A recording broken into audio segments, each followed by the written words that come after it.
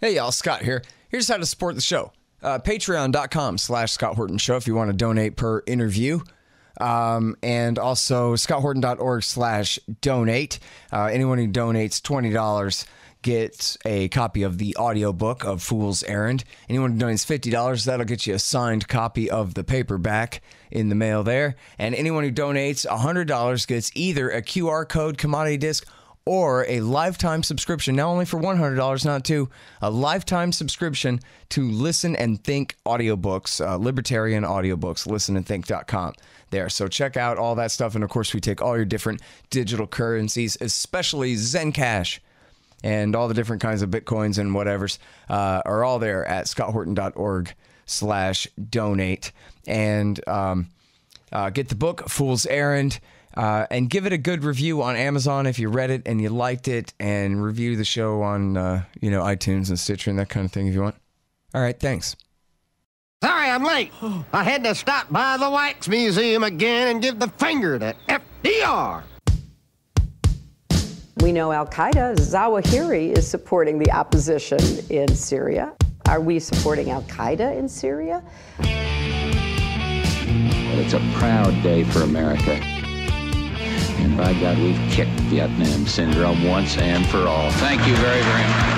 I say it again, you've been had. You've been took. You've been hoodwinked. These witnesses are trying to simply deny things that just about everybody else accepts as fact. He came, he saw, he died. Well, we ain't killing their army, but we killing them. We be on CNN like, say our name, bitch, say it 3 times. The meeting of the largest armies in the history of the world. Then there's going to be an invasion. All right, y'all, introducing Shireen Al-Adeimi.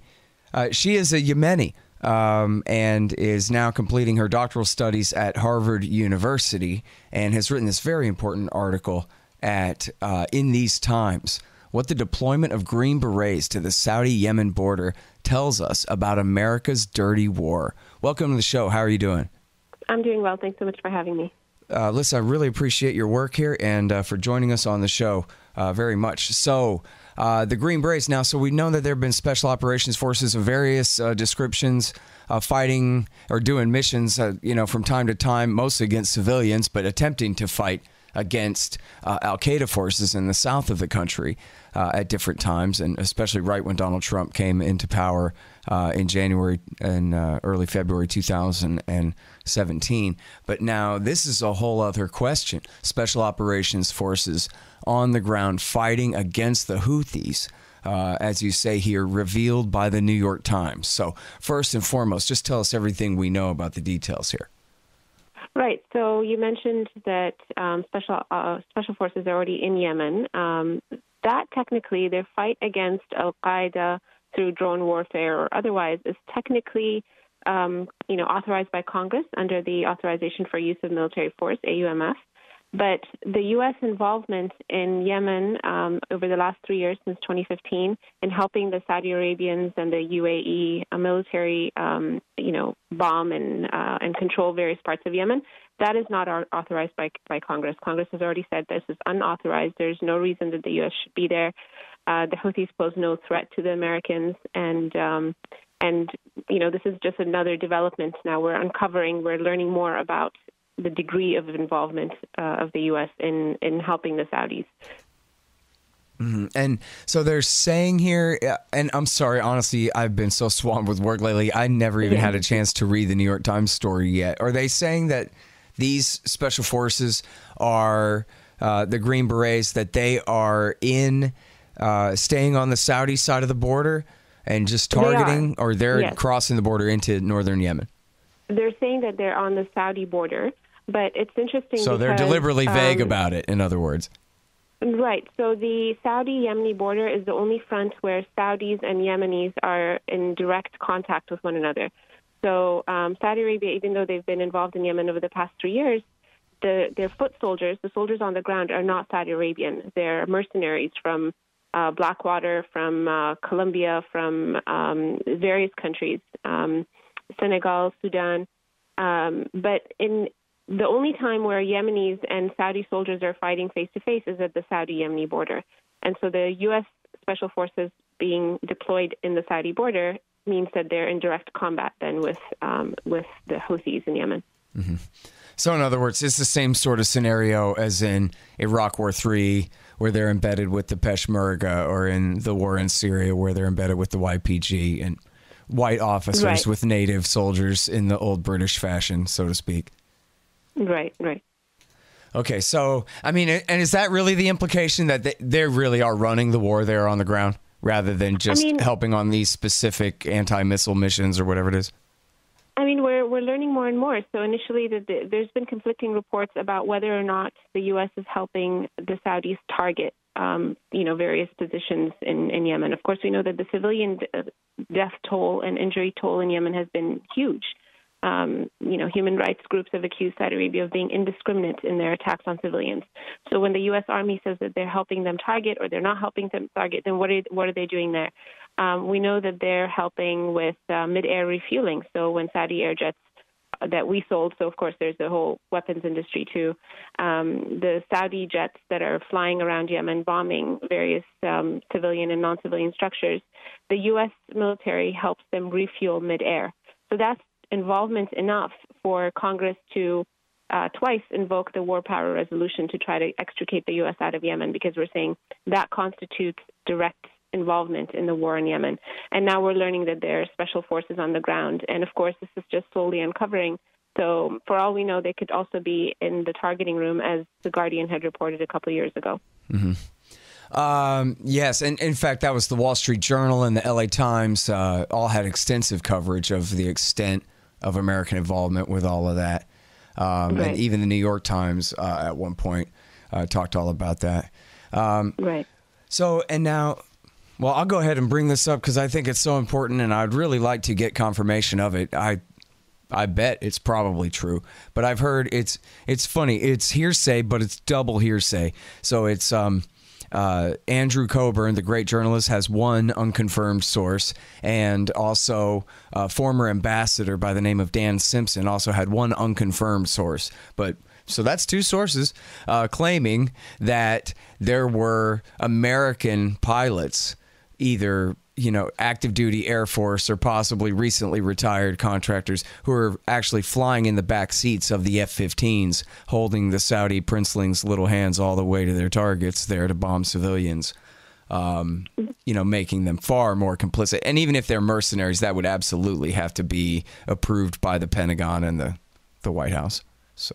Right. I've heard reports of that before. Again, the U.S. Oh, you Pentagon, have too, huh? Do you have another source for me? Do you remember? I don't, unfortunately, but I've just been following some people on Twitter who are saying that, this is also being heard on the ground in Yemen. But, I mean, at what point do we say this is America's war in Yemen? If we're training soldiers, Saudi soldiers, if we're refueling their airplanes, if we're selling them billions in arms, if we're in the targeting room and now, there's special forces on the ground, what more evidence do we need that we are directly involved in that war? It's our war as much as it is the Saudis' war on Yemen. Right. I think at this point, even before this revelation of the Green Berets being involved at the Saudi-Yemeni border, Congress, twice, and once in the House, once in the Senate, tried to invoke the war powers resolution to end the U.S. involvement in Yemen, declaring it unauthorized. And so, more evidence, I think, just strengthens this view that the U.S. is involved. But we already know that they're pretty much involved in this war and have been from the very beginning. Mm-hmm. Yeah. Well, okay. So a couple of important things there.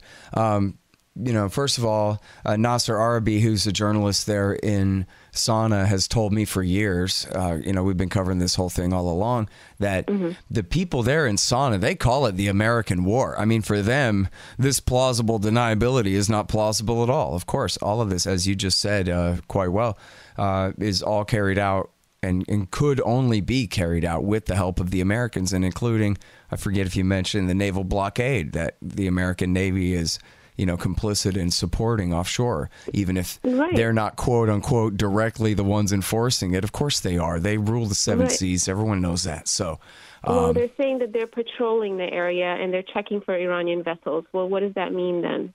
What is a blockade if not presence in that area and checking various vessels that come through. And the Saudis have a complete blockade on all commercial traffic. The only ships that are allowed into the Hodeidah port on the Red Sea are UN and Red Cross type, international aid organizations. But all commerce is banned, has been for Absolutely. 3 years.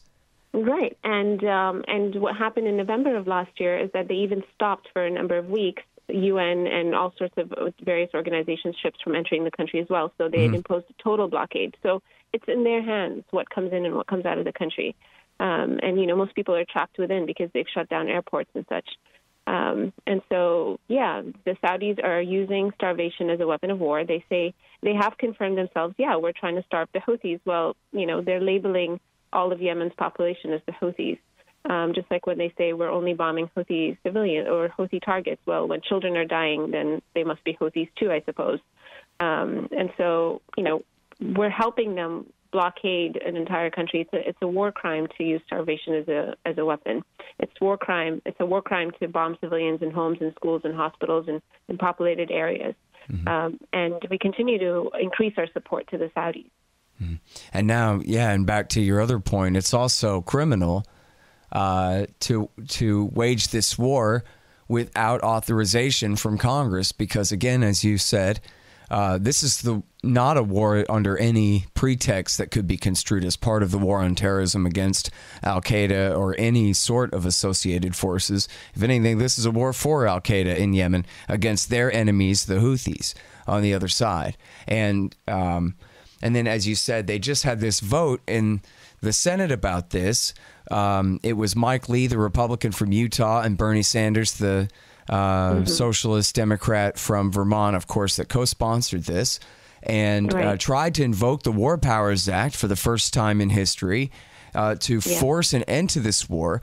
And the Trump administration lied right to their faces and said there were no boots on the ground helping in any way. And so this should give them the opportunity to hold a revote, right? And maybe force this issue again? Absolutely. This is the time now. So the report, the New York Times article said that the boots on the ground were, in December. They were there in December, deployed in December. And this vote in Congress and the Senate happened in early March. And so they went into this vote, which they voted to table. They didn't even vote on the issue itself. They voted to table it.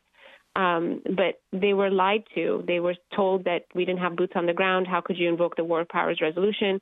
Even then, Bernie Sanders, Mike Lee, and Chris Murphy invoked the War Powers Resolution because they said even if we're just providing mid-air refueling, that constitutes an act of war. Right. Which, of course, it does. I mean, as you said, at what point do you call it an American war? All along.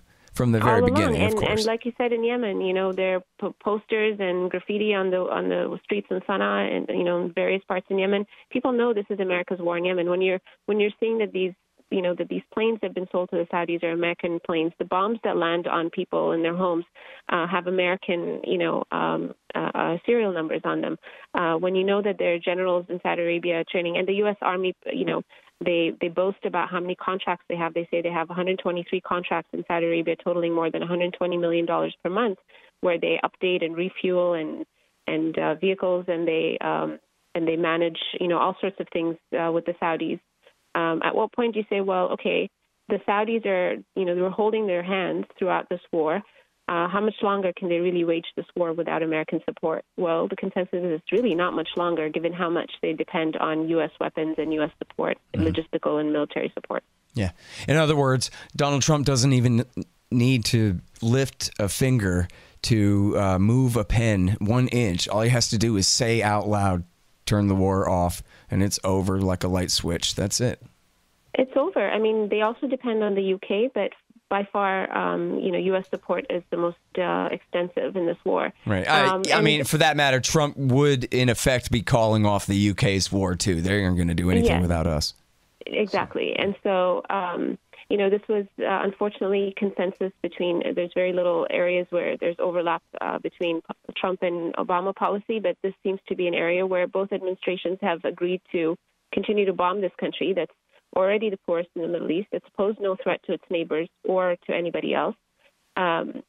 And the war goes on because America continues to support the Saudis extensively. And you saw the trip that Mohammed bin Salman, the Crown Prince, this is his war. He's the defense minister and the Crown Prince. He began this war in Yemen. You saw what happened when he came to the U.S. Trump was boasting about all the different weapons that, they've been selling to him. And, he went around meeting people from Lockheed Martin and all sorts of, people from all over to try to ensure that these contracts continue. Because the Saudis don't manufacture weapons themselves. They don't train they rely on the U.S. to train their soldiers, to train their military personnel, to refuel their planes and so on. Hey, let me tell you about the sponsors of this show. First of all, Mike Swanson. He is the author of the great book, The War State, about the permanence of America's World War II military empire through the Truman, Eisenhower, and Kennedy administrations, the rise of the new right military-industrial complex after World War II. The War State by Mike Swanson. And also get his great investment advice to protect your financial future there at wallstreetwindow.com. He has a great understanding of what the hell is going on in these financial markets. wallstreetwindow.com. Unless I know he'll tell you got to have at least some of your savings. You must know. Some of your savings, however much it is, you got to have metals. And so what you do is you go to Roberts and Roberts Brokerage Inc. Gold, silver, platinum, palladium. They have a very small brokerage fee in order to process for you and get you the very best deal. And if you buy with Bitcoin, there's no premium at all for your purchases of gold, silver, platinum, palladium. So check those guys out. Roberts and Roberts Brokerage Inc. at rrbi.co. You ever play baseball? rrbi.co. And as I mentioned, Zencash is a great new digital currency. It's also an encrypted method of internet messaging and document transfer and all kinds of things for your business, for your secret conspiracies. Zencash.com. Check that out at zensystem.io. You can read all about how it works, every last detail, of course, at zensystem.io. And then there's this book about how to run your technology business like a libertarian. It's called No Dev, No Ops, No IT. And each of those is one word, 3 words. Get it? Yeah. No Dev, No Ops, No IT. It's by Hussein Badakhshani, and it's about how to run your business right in a libertarian way. LibertyStickers.com. And Tom Wood's Liberty Classroom. If you like learning things, I'll get a commission if you sign up by way of the link on my website. And listen, if you want a new, and the reason my website is down is my own broken servers, but if you want a new good-looking website like the one I do have when it's up and running at scotthorton.org, then check out expanddesigns.com/Scott, expanddesigns.com/Scott, and you will save $500 on your new website. Yeah, and as Patrick Coburn and other observers pointed out at the time, part of the reason that then Deputy Crown Prince bin Salman launched that war was he had just been made the defense minister, and so he had to kill some people to prove what a tough guy he was. He was only 29 years old at the time, and he had to make a stand. And because, of course, we see his strategy has been to marginalize all his uncles and cousins and make himself his father's heir in this way, in this alliance with the Americans. And this was a big part of it, was just domestic politics in Saudi Arabia, that he had to be the one in charge of running this war. Operation Decisive Storm, they called it. They're getting a corner in the market on American operational irony there. But so now here's the thing, too. I got to mention this every time because I think everybody can memorize this phrase, and it's so worth quoting and pointing out because, as you said, it's a war crime to start a war. It's illegal. Yeah. It's a criminal felony to start a war. And in this case, that's exactly what they did. And they acknowledged it in the paper of record. It wasn't some scoop. It was an official press release by the Obama administration to the New York Times based on, I think, 17 White House sources, something like that, 13, or I think it was 17. And right at the beginning, they say that they knew that the war would be long, bloody, and indeterminate. In other words, they had no idea how it could possibly succeed. Like, what are they going to do? Put Hadi back on the throne? Yeah, right. Long, bloody, and indeterminate, but that they had to do it to placate the Saudis. That's the quote. Placate the Saudis over the Iran nuclear deal, which of course secured Saudi Arabia's interests by locking down Iran's nuclear program and protecting them from the threat of an Iranian nuke. But that wasn't their fear. Their fear was that Obama was leading a tilt back toward the Persians against the Arabs, and no way. And so this was part of making sure to keep America on Saudi's reservation, was by launching this war, and Obama went along with it. So just like when he said he decided to bomb Libya 51% to 49%. In other words, he's a guilty war criminal. He started a war that he did not have to start against a country that never attacked us in any way. And for the most cynical and cheap of political reasons.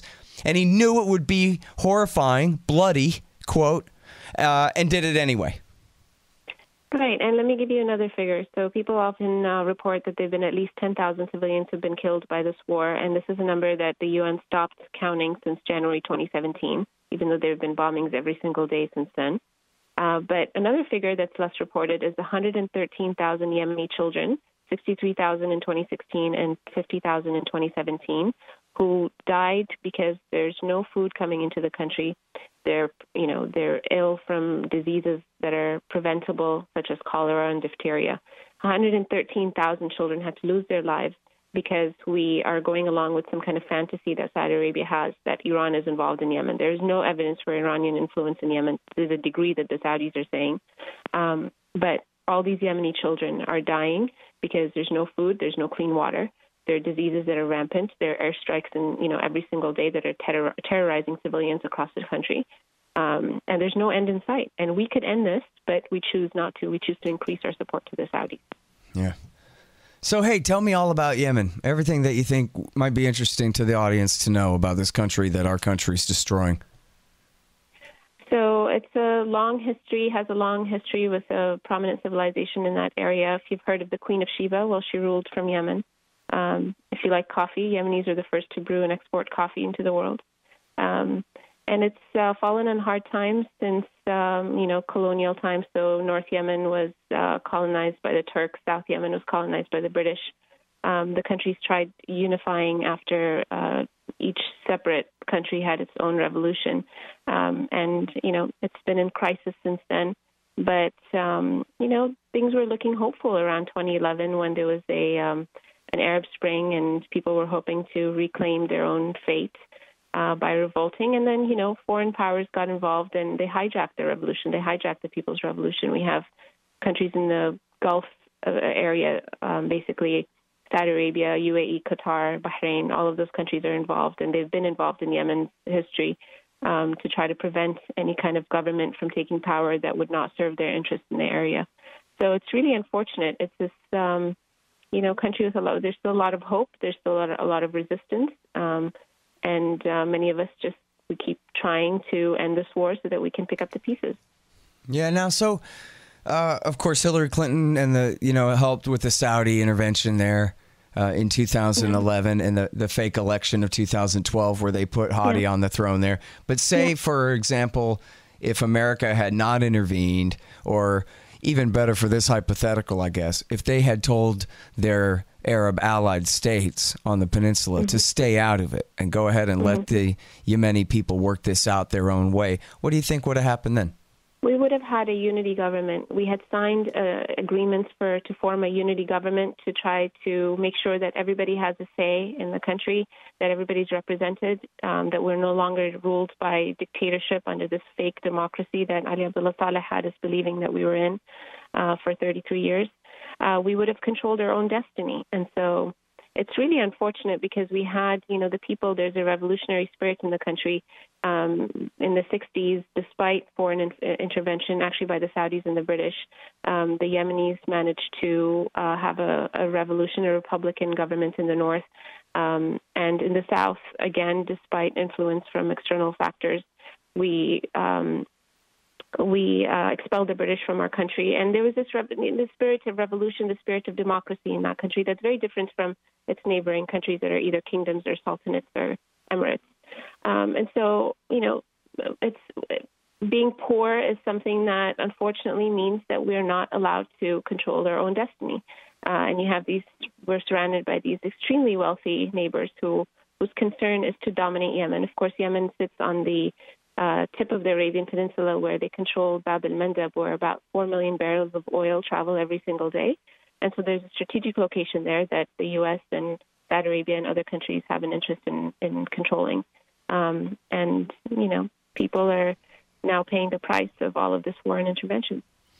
So what do you think of the rise of the Houthis and their displacement of the Hadi government in 2015, which was Saudi and Obama's pretext to start this war? Right. So the Houthis actually don't pose any threat to the Saudis or to the Americans. The Houthis. What about to the Yemenis? Well, they are Yemenis themselves, and Yemenis get to have the right to choose what is best for them. The Houthis had joined the 2011 revolution like everybody else did, and they were part of that unity government that was signed with Hadi. And, Yemenis were willing to have everybody be represented in the government, including the Houthis. But, the problem for Saudi Arabia became that up until the Houthis rise to power, Saudi Arabia has had somebody in power in Yemen who's willing to serve their interests. So Ali Abdullah Saleh was willing to serve Saudi interests for many years. The Hadi government, of course, as we know, they're based out of Riyadh right now, and they're condoning this attack on their country. So, of course, they're seen in Yemen as Saudi puppets. The one group in Yemen that was not willing under any circumstance to adhere to anything that Saudi Arabia had to say was the Houthis. One of their platforms in the 90s, when they became a problem for Ali Abdullah Saleh, was that their objection to foreign intervention in Yemen, whether that was Saudi intervention or U.S. intervention. And, of course, their objection to corruption in the government. So that's why Saudi is bombing Yemen, because they do not want a government in power in Yemen that is not going to serve their own interests there. But it's up to Yemenis to decide who's best for them. If it's Houthis, if it's a combination of different forces or groups, then that should be something that a sovereign country gets to decide on its own, not something that other governments decide for this country. Yeah, well, and it's kind of sad to hear you talk about the history of forcing the British out. Eric Margolyes, the great journalist, his mother after World War II went and traveled all around the region, and he says it's part of all of her journalism from then. And I guess there's sort of journalistic family lore about how the Arab populations all love the Americans for the simple reason that we had never really killed them yet, and we had forced the British out. We had set the precedent that they can be killed. And so this was, made America, basically gave us the benefit of the doubt in the minds of Arab populations everywhere. That, we might look like the British, but we don't act like them. But then, it turns out that we inherited the British Empire and then began acting like them immediately, unfortunately. But yeah. But, you could see that common history as the basis for a great friendship if it wasn't for, the deliberately inflicted famine.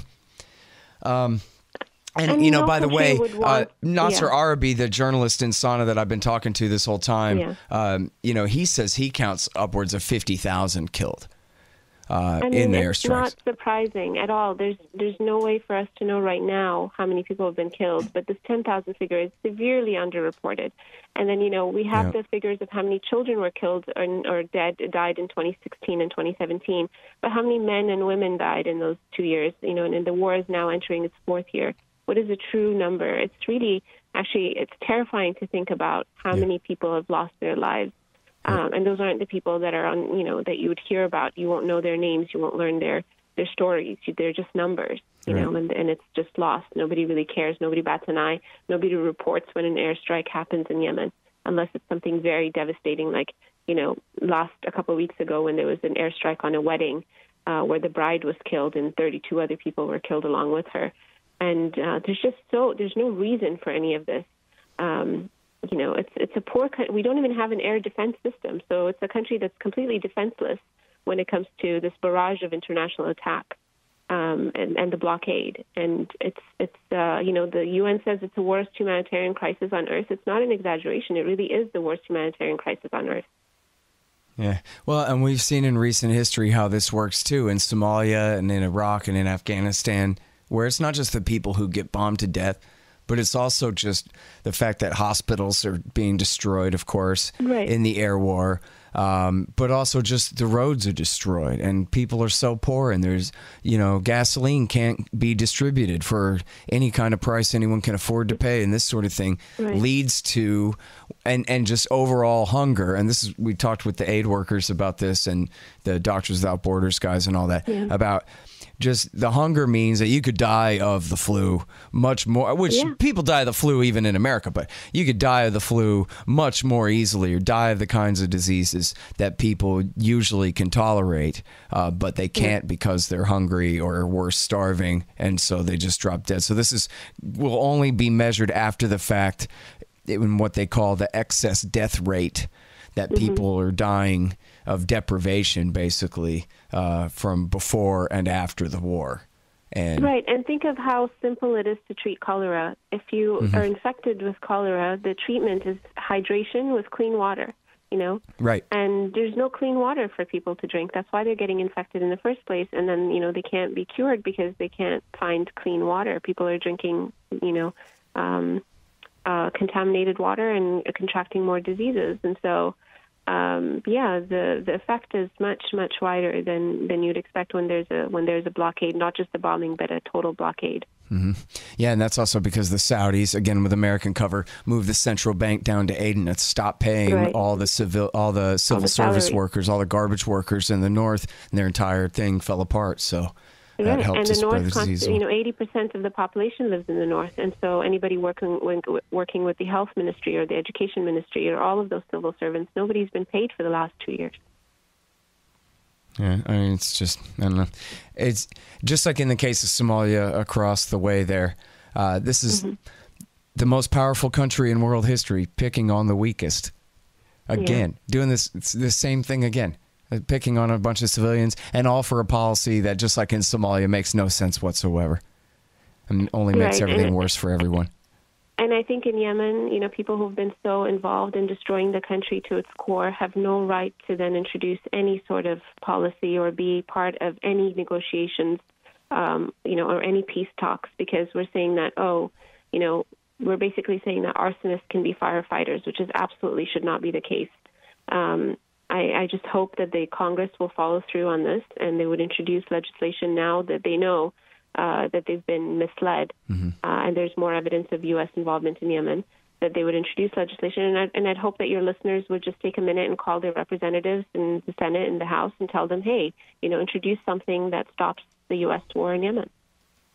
Yeah, absolutely. And you know what? Despite, or maybe in spite of the lack of TV media coverage about this, the alternative media is, really interested in this and really upset about it and want to fight about it. And there was, quite a little bit of a grassroots uprising about this last fall when the House had a resolution. And there's a lot of support for the Senate resolution on something that, TV is in a sense telling us to just forget about and that doesn't concern us or something. And people are concerned about it anyway. I think maybe even, like I was saying, sort of in reaction to that when they do know a little something about it. Exactly. And so, I don't know. I'm sorry, I got to go. But I could talk to you all day about this. But I see here you got 3 more articles, 4 total here at In These Times. I wonder, do you have an article about the Arab Spring in Yemen and what could have been before Hillary came to town and that kind of thing? I would love to read that. I'd written something, just a very brief background, but I should probably sit down and write something more extensive to try to paint that picture. Yeah, please do. And, of course, we'd love to spotlight it at antiwar.com, and I'd really like to see a good review of that history, Absolutely. Great. Well, listen, thank you so much. I'm following you on Twitter now, so be looking forward to reading more of your work and having you back on. Sounds good. Thanks so much for having me. Okay, thanks. Everybody, that is Shireen Al-Adeimi, and she's writing at In These Times, what the deployment of Green Berets to the Saudi-Yemen border tells us about America's dirty war. Always great to have new voices on the Yemen war here. All right, so you guys know the deal. Foolserrand.us for the book, scotthorton.org, and youtube.com/Scott Horton Show for all the interviews, 4,500 of them now, going back to 2003 for you there. Read what I want you to read at antiwar.com and at libertarianinstitute.org, and follow me on Twitter at Scott Horton Show. Thanks.